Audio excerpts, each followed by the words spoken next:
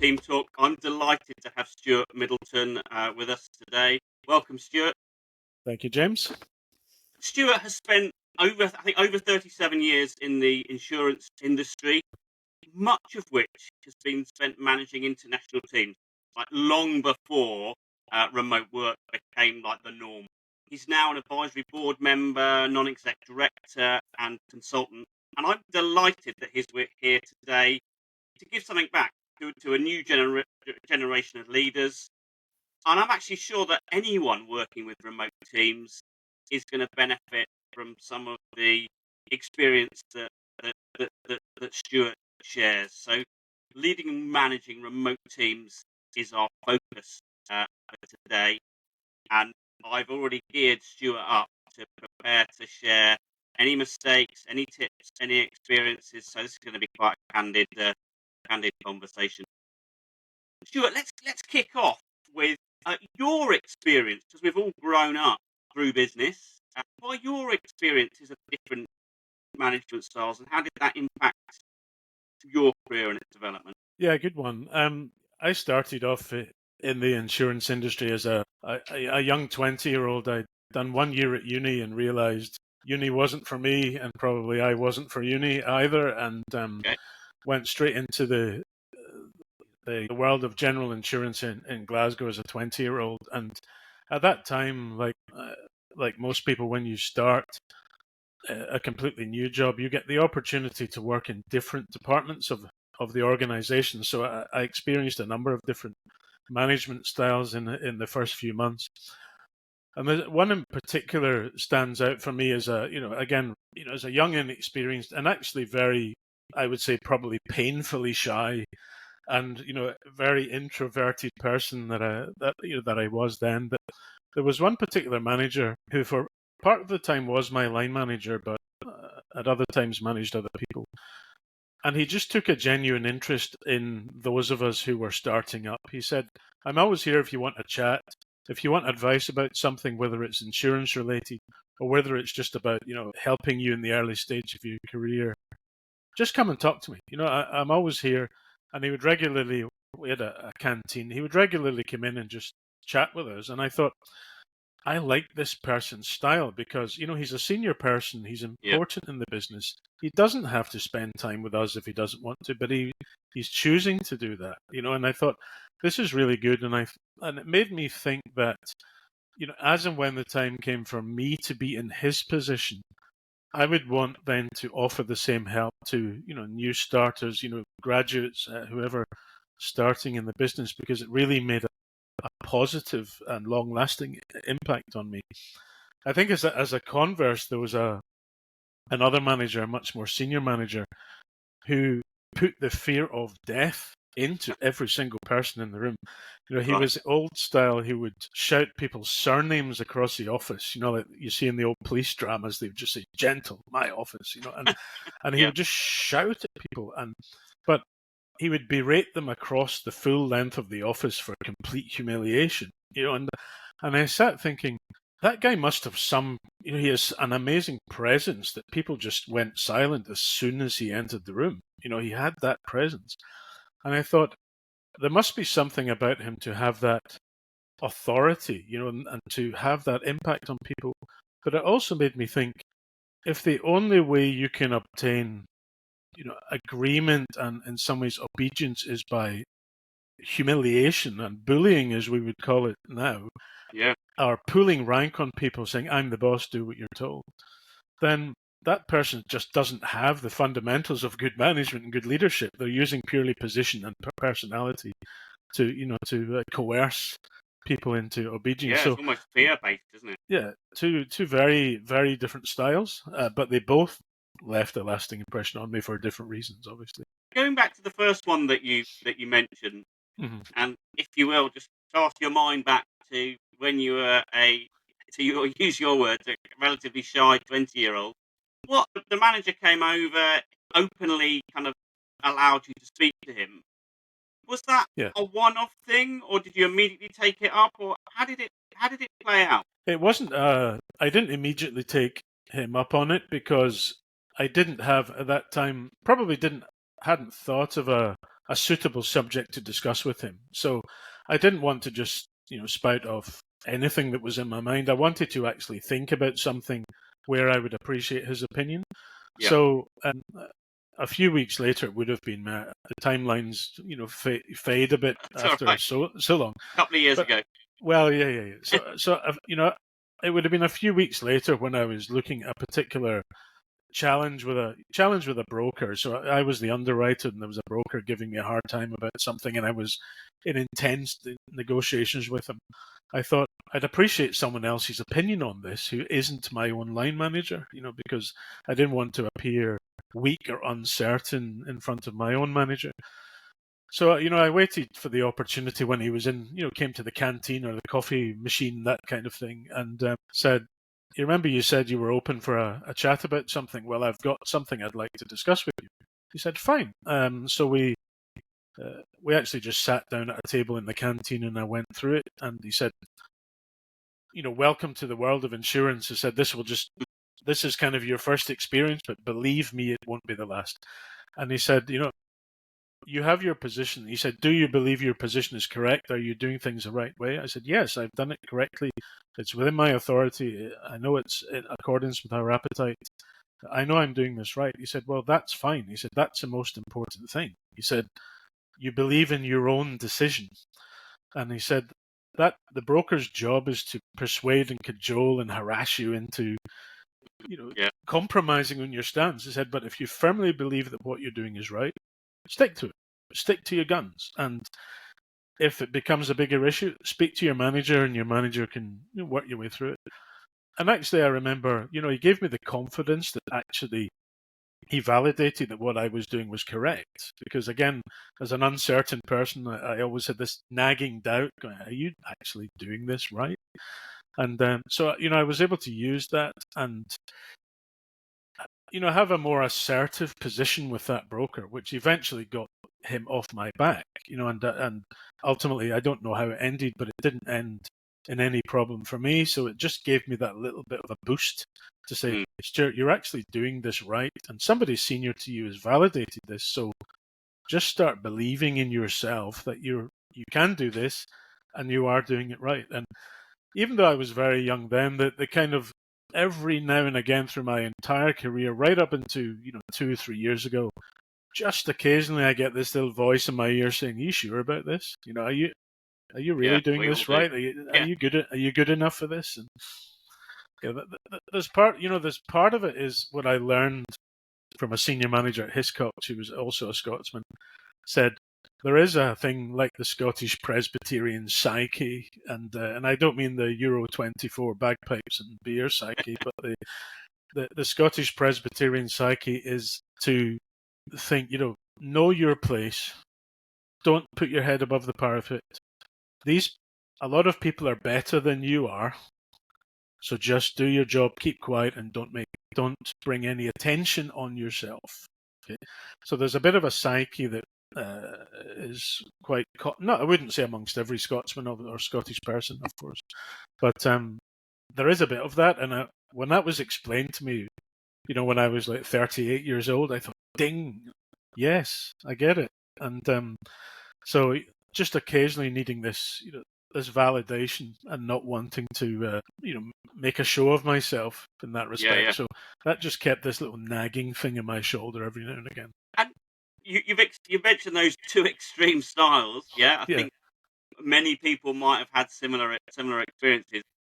What things did you therefore bring into how you operated as a manager and then leader from that experience?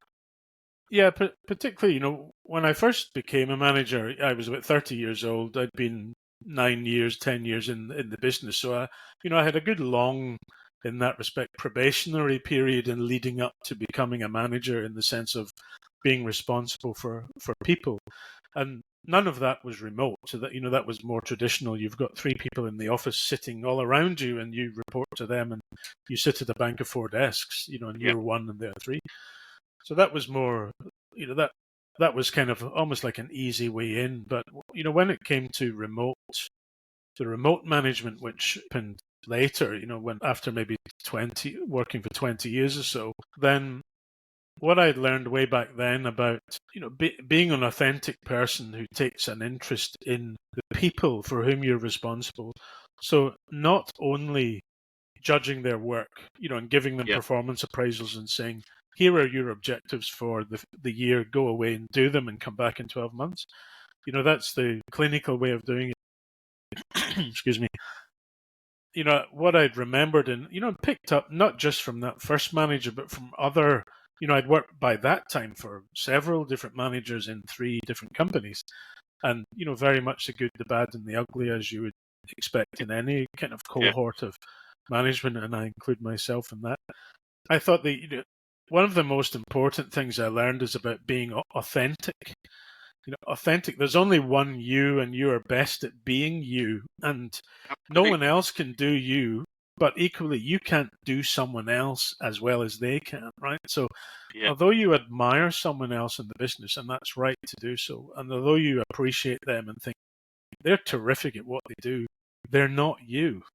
So, and I also, in getting to the point where I was entrusted with remote teams, and that immediately came, they were in different countries. It wasn't just I was in Glasgow and they were in London or Edinburgh.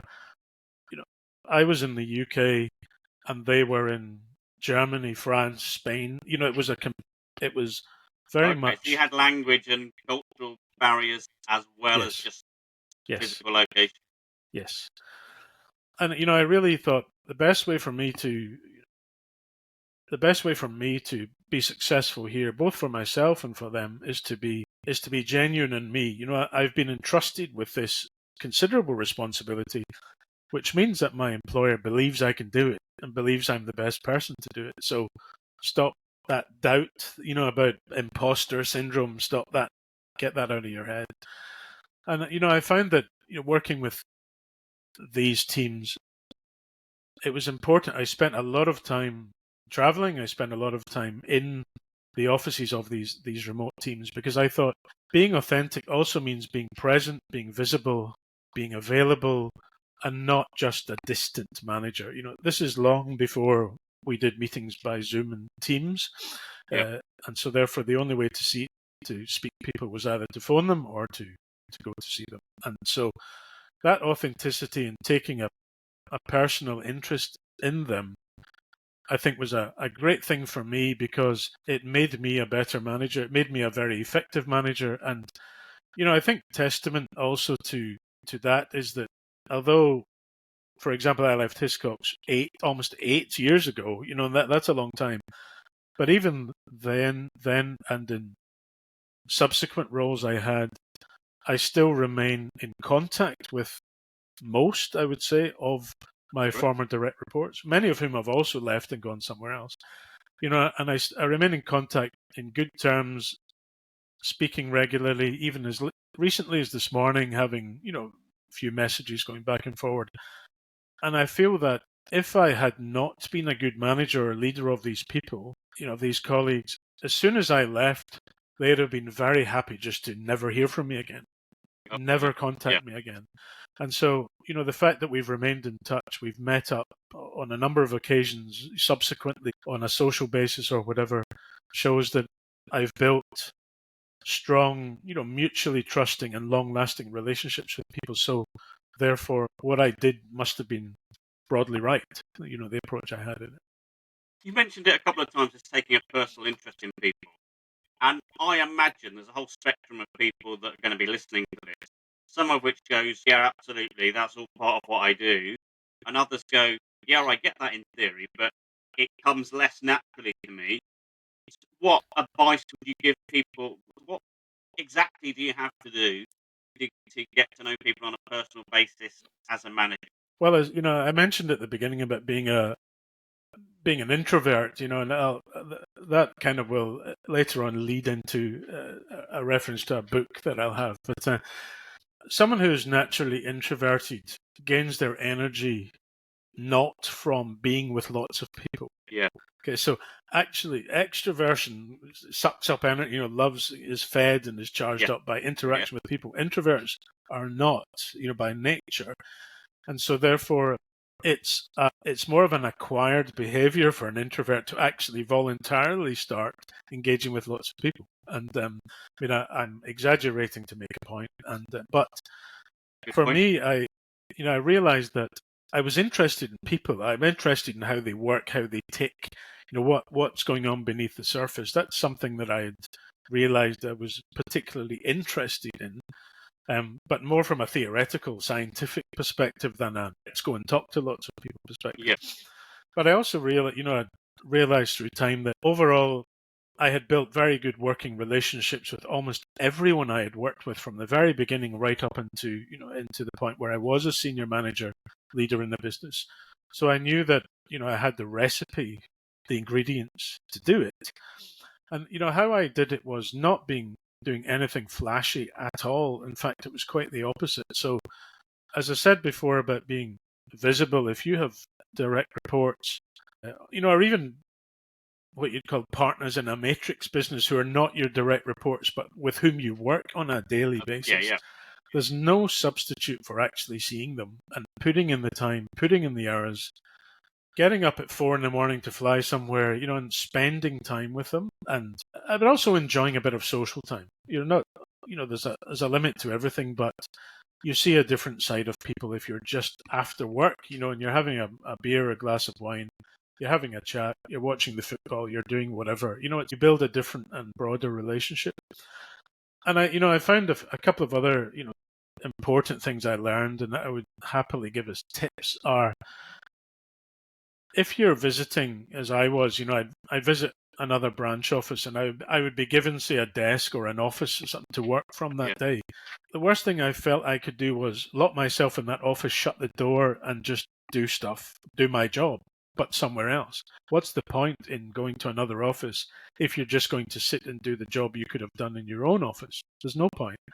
Or what's the point in going to another office and spending my time with the other senior managers with whom I spoke every day anyway? Again, so I thought, how can I make the most use of this time, get to know people better, but also become a more credible, a more visible, a more authentic manager for the other people in the business. So I would, routinely send an email round to all of them a couple of days before saying, I'm coming to Paris for 2 days this week.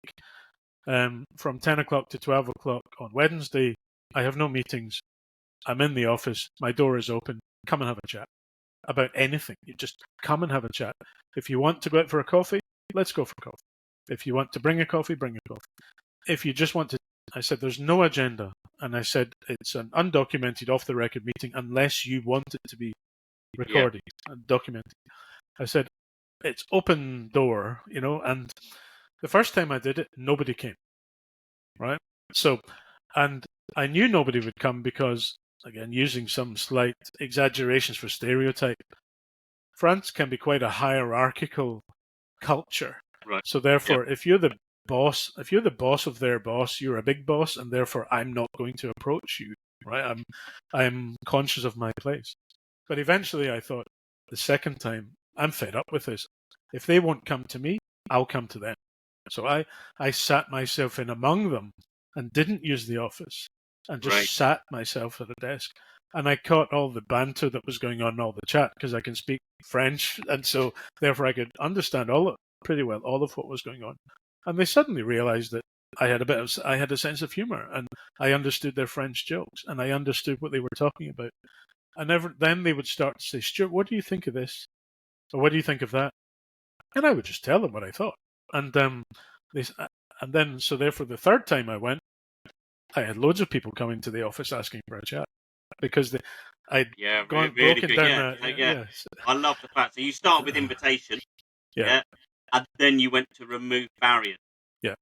And I guess what helped in that is that you spoke a common language. And I know that we're talking here between English and French, but actually, even people that speak English, people are often coming from different places, aren't they? I don't mean geographically. I mean how they speak and how they communicate, regardless of an origin or a culture of a language. How people communicate is often very different. Do you do Yeah, anything to adapt, even in your mother tongue? yes, and I found that adapting the conversation to suit the particular situation was important. And I had seen another leader in the business who was great at talking to people on the shop floor, the people who are doing the work day to day, but also was very good at talking to the top executives in the business. And I thought and I realized that's a particular skill, to be able to be relevant and credible to everyone you come across, and to pitch your conversation, your tone, your seriousness, your candor correctly at the right person. So, and I tried to take that on board as much as I could. So if I was sitting in front of the chief executive of Hiscox or the chairman and CEO of CNA, I wouldn't be sitting around the desk having a joke talking about this, that, football, and blah, blah, blah. It might crop up in the conversation, but it would be more likely to be a conversation about how the business is going, key performance indicators, Absolutely, yeah. what's keeping me awake, But that's fine. That was what an appropriate conversation. But as a leader in the business, kind of being the interface between a division of the business and the executive team, you have to be that interface. So you need to have the right message to the team, and you need to also be able to convey that message and effectively, go into bat for your colleagues who are depending on you to be a strong voice in the executive team as well. And it's this kind of the same message, but told in a different way to a different audience, but it has the same level of importance.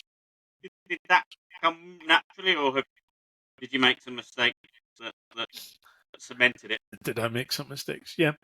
Well, I made again as I went into a more senior career through Hiscox and beyond, I then came into direct contact with executive members, the CEO, the chairman, the chief underwriting officer of the group, and I hadn't at any point in my career worked on a regular basis with people as senior as that. The group CEO, the person who runs the whole show effectively, and so therefore, just a little bit of that's where a little bit of the self-doubt started to come back, because I thought I'm in the Premier League now. I'm no longer like a first division, second division size of team. I'm now in the Premier League, and I need to up my game. And in some ways, the people are great. And again, an example of still keeping contact with people beyond. And these were people above me. So I think that shows something too.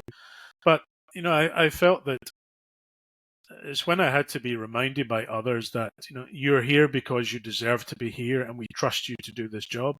And sometimes I just needed to hear it explicitly, almost like somebody putting their hand on my shoulder and say, Stuart, listen to me. And there was one particular moment, and I remember, and where it was the future leaders of the business who went on training courses, development courses, and some of these were difficult, So put an introvert in a room and ask him to speak to 25 senior colleagues off the cuff for 5 minutes about something. Could I think of something worse? Not really. And it's an idea of being put in a situation where you're very uncomfortable. But I knew I was on that course because they believed I was a future leader in the business. And we've got one-to-one time with all of the executive, the top table people. Yep. And one of them said to me, he was talking to me, and he said, Stuart, I'm going to tell you a couple of things here, and you might not like them. And I thought, I'm going to get either fired, I'm going to get thrown off. And he said, Stuart, everyone in this organization believes in you except you, right? And I thought, okay. I said, what do you mean? He said, why are you here? I'm on the future leaders. Okay. And he said, do you think I'm busy? I said, yeah, I think you're very, very busy. He said, well, would I waste my time with people who have no future, no hope, and who I don't respect? No, you wouldn't. Well, then, listen, right? So, and it was like bang, bang. It was like boom, Nice. boom. How did you feel at the time? Poof. Well, I felt taken aback by it, but also I did quickly realize what he was saying was firstly correct, but secondly good for me, absolutely relevant for what I'm, was wanting to achieve. And the other thing he described me, he said, "You're very credible, but not very visible." And I said, "What do you mean?" I said, "I travel." He said, "Visible." He said, "All we hear from you is, you submit your monthly report to the board and blah, blah, blah." He said, "You don't ever come to see me. You don't ever make an appointment. You don't ever come to talk to us about the business." He said, "We want to hear from you. You're doing a good job. We want to come and hear it from you, not through your reports. So we don't see you in London very much because I was traveling across Europe. We don't see you in London enough. You need to be more visible so that you're always in people's thoughts when they're talking about maybe another new role or another opportunity or another project." And he said, "Out of sight, out of mind might suit you because you might just like to be slightly off the radar and get on with your job and not be waving and not shouting at people." He said, "But that doesn't work in the long term." He said, "You've got to be more visible, present. Let us see what you're doing and hear from you regarding what you're doing. You need to tell us yourself, not just in a 2-page report that you put in every month." And I thought, you're dead right. You're absolutely right. I had no comeback on it. And that was one of the, most significant and career-defining conversations I ever had, and it lasted 20 minutes. And it was in a hotel somewhere in the south of England at 8 p.m. I have no idea when. Couldn't tell you the date. Yeah. But these words coming from that person were worth so much.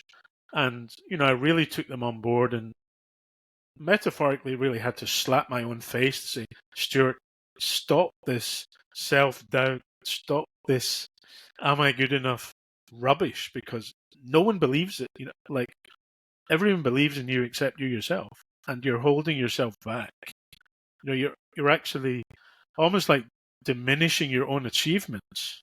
But, playing that's fine. It's, think nothing of it. Never mind. It's again the old psyche of don't blow your own trumpet, which is fine. But, if you don't blow your own trumpet, someone else will blow theirs, and then they will ultimately get the credit for what you've done because they've been shouting all about it. They've been shouting It's through the house interesting about because it. many people grow up in a culture that expresses Yes. similar words of not blowing your own trumpet. But actually, we live in a kind of multimedia world where unless you raise your head and stand out for something, then you'll be totally missed. And I think just building on what that senior colleague said to me at the time, it really reinforced be very aware of the power of your words as they reflect your position in the business.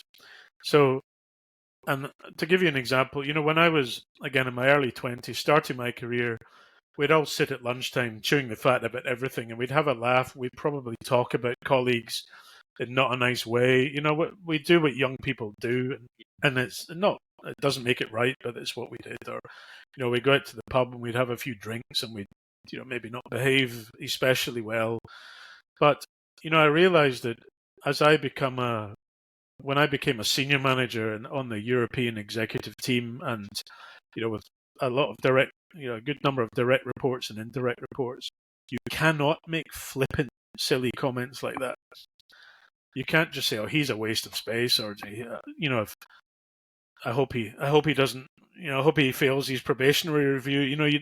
Not appropriate. You can't stop yourself having some thoughts inside your head, but you must not let the cat out of the bag. And that's not just revealing confidential information; it's just flippant, throwaway comments that someone hears.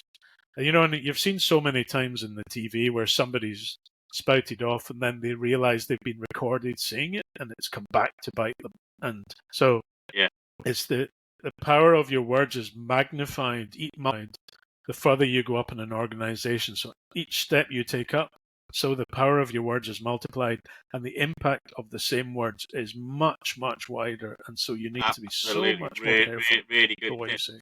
Yeah. And I guess the same applies to your demeanour or your actions. If you're a senior manager and you walk in and you're looking, I don't know, really sad or unhappy for some reason, then people in your team will assume stuff. And because they're in work, they'll assume stuff about work. Now, it could be that your cat's died. So yeah, you're absolutely right, James. So, what again, as I mentioned about putting in the hours and visiting the locations of various colleagues. When I worked in Luxembourg, so I lived a couple of years there. So I was based there, but the head office of the company was, to all intents and purposes, London. So I'd be in London once a week, and which is not difficult from Luxembourg. But being there, I would arrive at the office relatively early because you get the hour back flying from Europe. So I'd leave Luxembourg at 8 and land in London at 8. So it would all be quite early. And whenever I went into the office, there was always going to be a number of probably tense meetings, tense discussions. I'm running a European division and I'm coming to head office, so there's always stuff going on, mostly good, but not all good.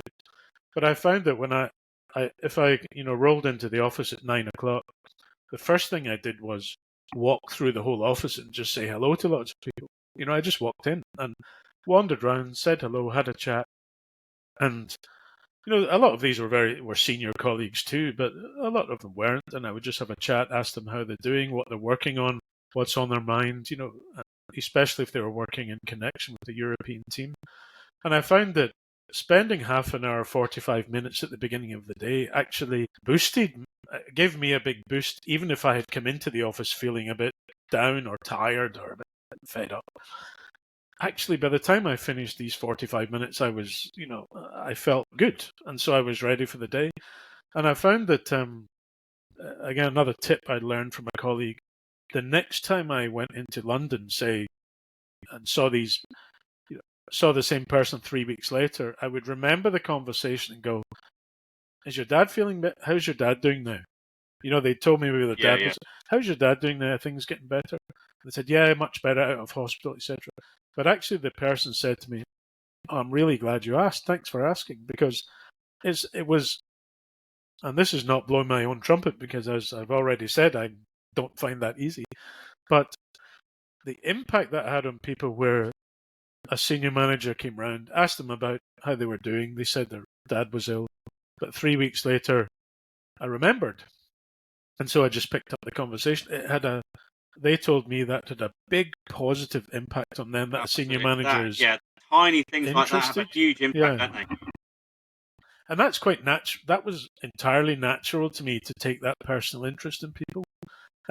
So that wasn't difficult. And the more you do it, you know the people. And so, and what does it cost? It costs nothing but a few minutes of your time each time. And I would say for a senior leader, and the higher up the organization, almost the more important this becomes.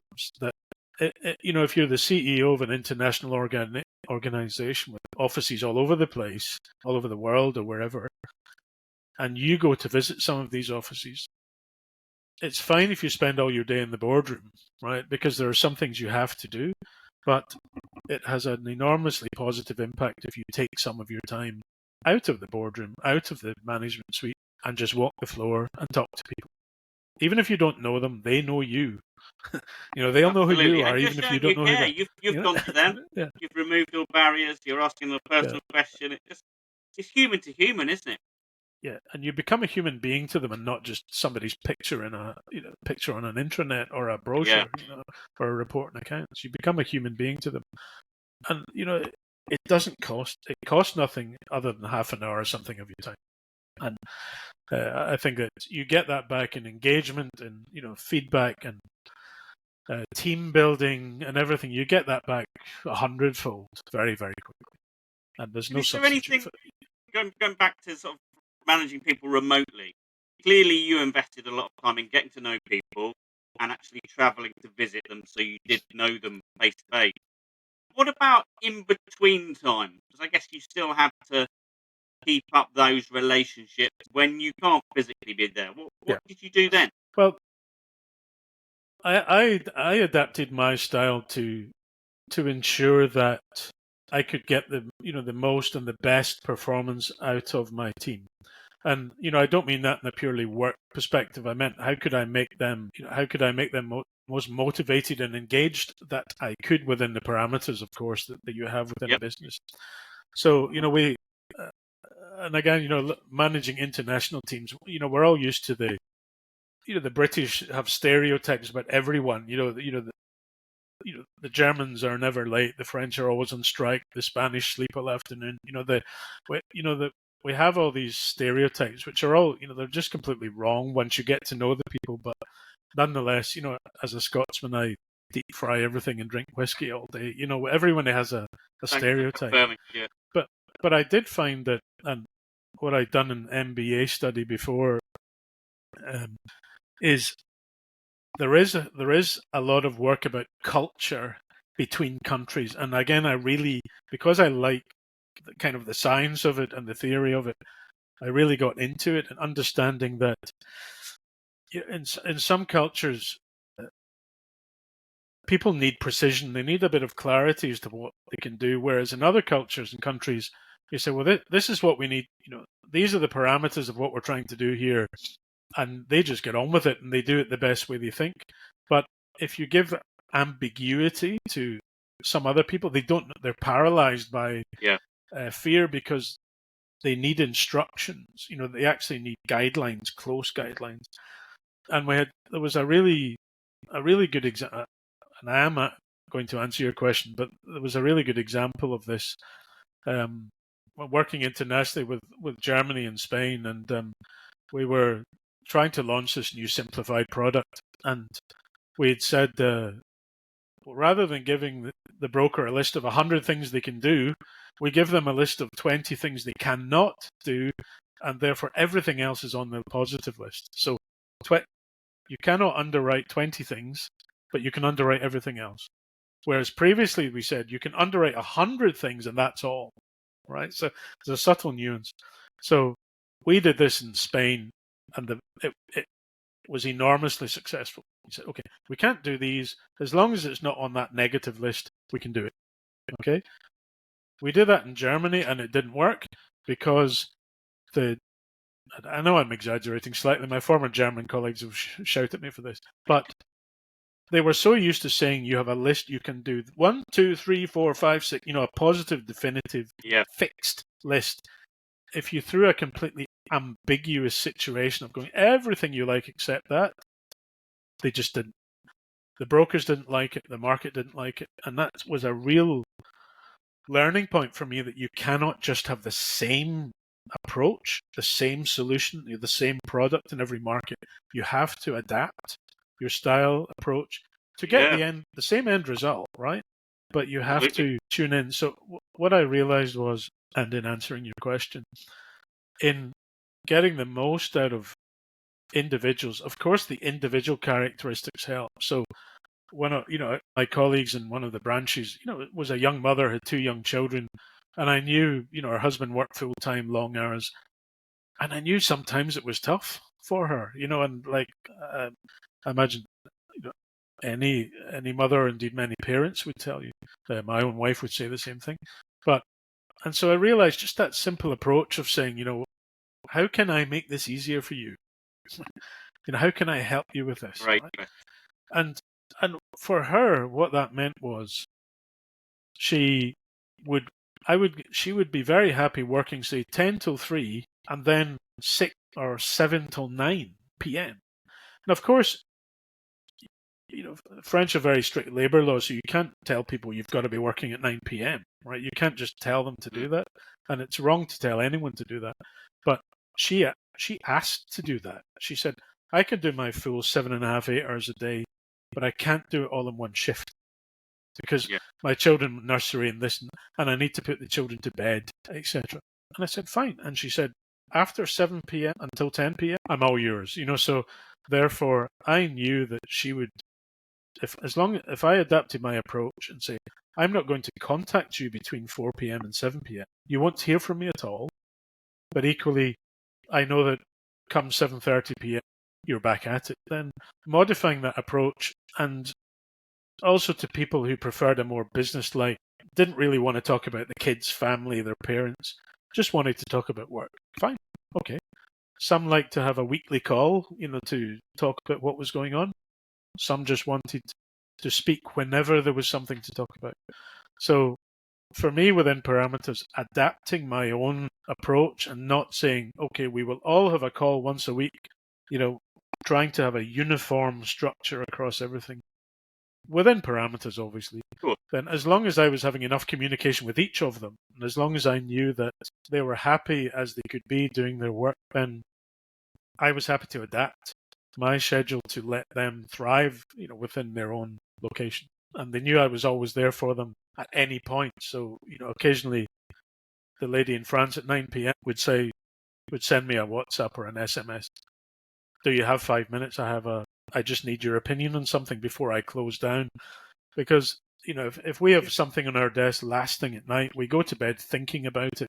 We don't sleep because we're thinking about it. We're waking up thinking about it. Yeah. And if we just talk to someone for 5 minutes, we could have got it off our chest. And so, what is it? She speaks to me at 8 p.m. and said, "What do you think about this?" Blah, blah, blah. 5 minutes. Thank you. Good night. See you tomorrow. Done. Done for both of us. It's forgotten about, and she's happy. And so, just that adaptability, adapt yourself. Adapting is absolutely key. I mean, your story about the different countries really brings it to life. But I'm glad you expanded upon that, because I work with a lot of teams in this country, and they still, different members of the team would be, going back to your story, a bit more German or a bit more Spanish. And yeah, it applies I do everywhere. stress. Yeah, I do stress I'm exaggerated to make it a point. So my former colleagues, if they happen to see this, will either be laughing loudly at me or cursing at me, because there's a slight exaggeration there. But the point's correct about the ambiguity versus certainty, that kind of thing. Yeah. Absolutely, yeah.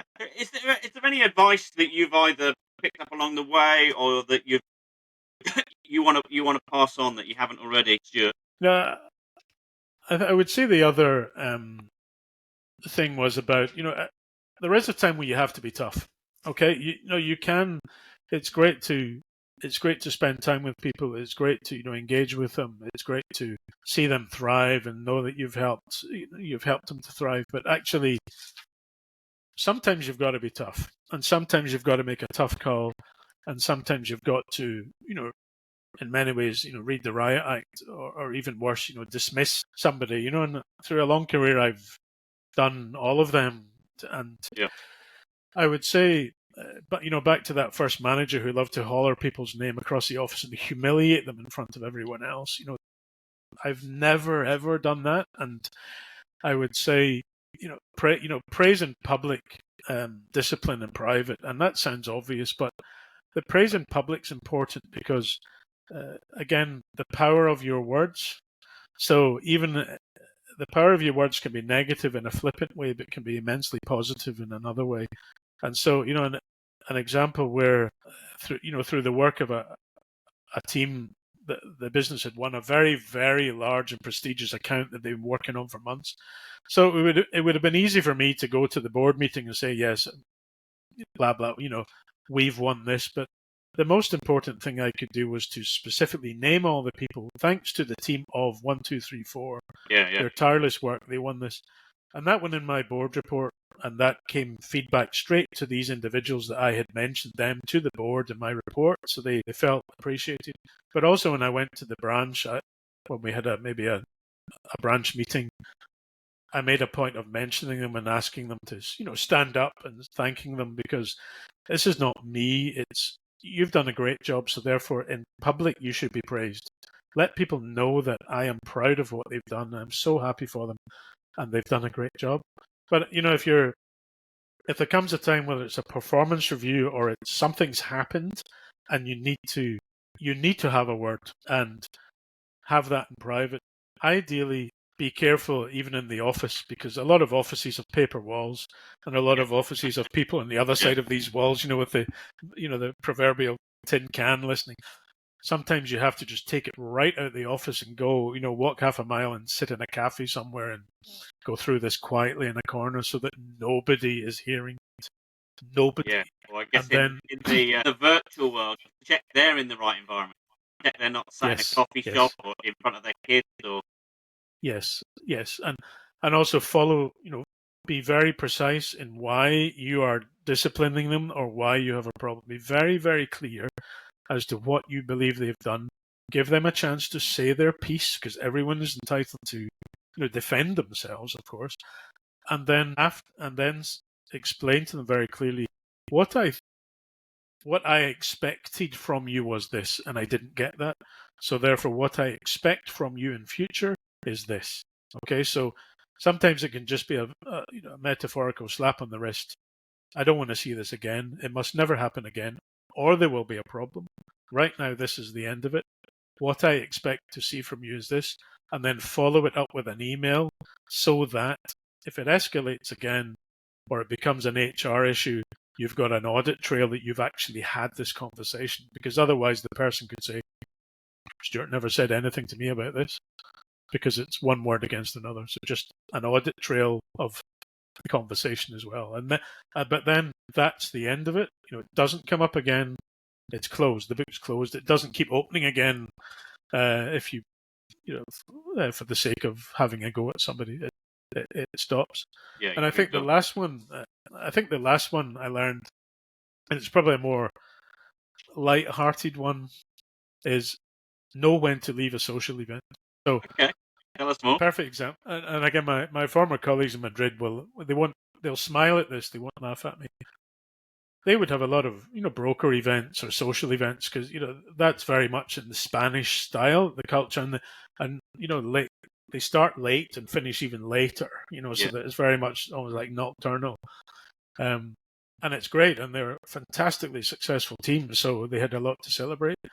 But they would quite often decamp to a nightclub, which is about 200 meters from the office. We all went there, and they said, "Come on, Stuart, come." And I realized after 10 minutes, I'm a 48-year-old guy in a nightclub with a bunch of people who are, maybe one of them's over 35 and the rest of them are average 28. And I'm thinking, I'm just like, either I look like their dad or something worse. So I realized that the best thing for me to do is buy a round of drinks for everyone and leave. Let them have their fun. They were asking me there out of niceness, Stuart, come on. They don't want me to come. Of course they didn't want me to come. Would you want your dad to come? And but they were being nice about it, which I appreciated. Buy them all a round of drinks, say cheers, thanks for everything, buenas noches, and then let them have some fun and understand that they're not going to be in the office the next morning at 9 o'clock. They're going to be late, but they had a big event, and they were out at work on a work-related event till 3 a.m. Fine, they're a fantastic team. Let them have their fun, but don't get in the way. Just leave. Know when. Just know when is the right time. Them space rather than your feelings of age or anything else, isn't it? Don't be there at 2 o'clock in the morning throwing shapes on the floor, because you just look stupid. You really do. And so, just knowing that moment to say, "Good night, everyone. Have some fun. See you tomorrow." Maybe. Thank you so much for sharing that, Stuart, and thank you so much for sharing your candid story. Because when you were talking about that moment of when your senior leader turned around to you and said you're the only one that doesn't believe in yourself, then I felt like you were there. Yeah, I could feel it inside. I could almost feel the emotion of it inside. Yeah, still resonates. Yeah. And I guess one of the things that it reminded me of, and others can probably learn, is that is what I'd call a candid conversation. That it was said with really good intent. Obviously, when you first heard it, it probably felt like a bit like a hit, didn't it? It was like, it was like a left hook on the jaw. It really was, yeah. But after that, and it sunk in, you saw the true value of it. Correct. Absolutely. Excellent. So yeah, candid conversations are really with the right intent. They're said with the right intent. Yes. That's the key. Before you go, Stuart, have you got any top book recommendations for leaders? Yeah, I'll probably be boring and choose two books that have helped me during my career rather than the latest Harlan Coben or Jack Reacher or Lee Child thriller. But there's a place for both.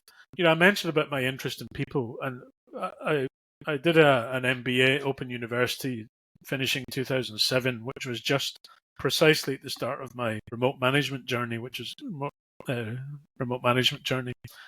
And I learned I read a book during these studies called Culture's Consequences, and by a Dutch guy called Geert Hofstede. And he effectively studied the difference in culture in over 50 countries and what that means for how people view, hierarchy? Do they Yep. just obey the leader no matter what, or do they challenge everything that happens? So I mentioned about France being typically a hierarchical structure where respect to authority, etc. Britain probably was like that, but you see now that it's not like that. But also, whether people work more for the good of the team or for the good of themselves. So, Yep.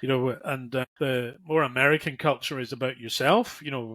I will do this, whereas some other cultures are more about the team. We do this collectively together, Mm. and I found this fascinating.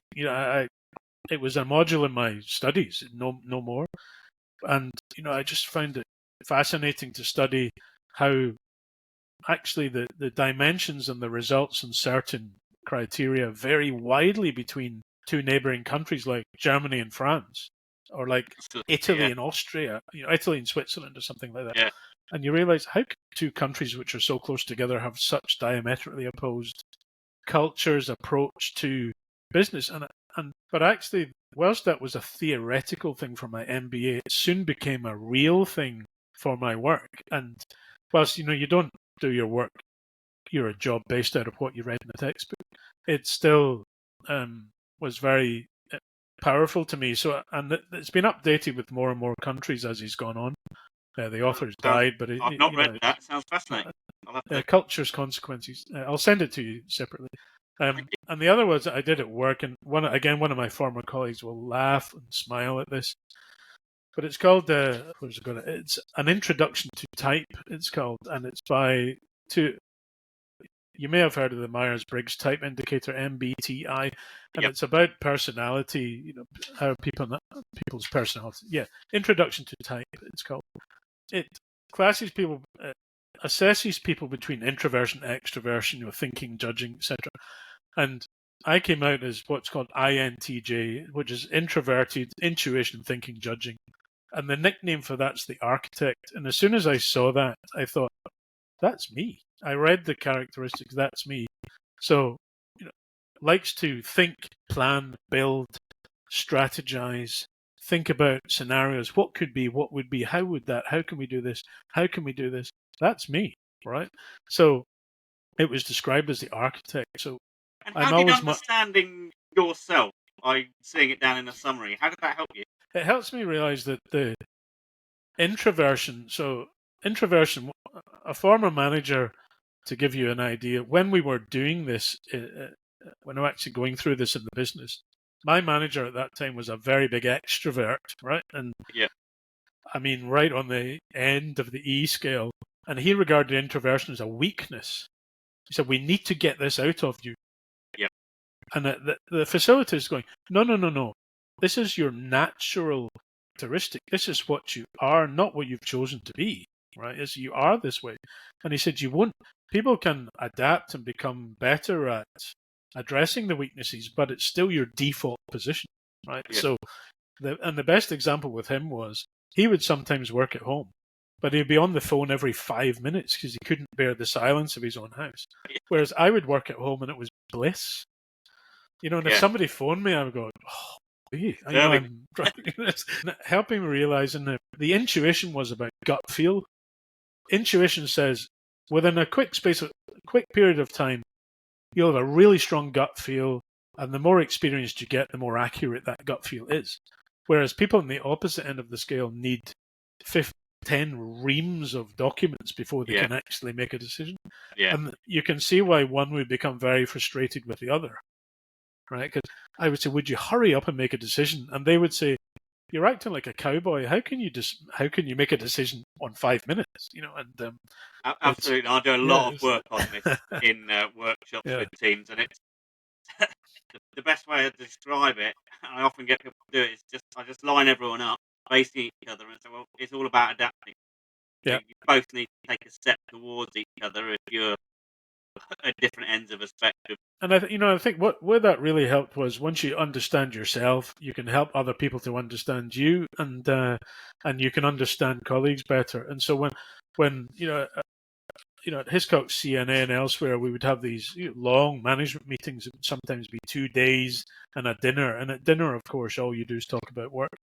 And I realized that after a day, my head was about to explode. And though sometimes my contribution to these meetings wasn't what it should have been, but the sheer constant talking and engagement, Yeah. my head was exploding. So between the end of the day and dinner, I would leave.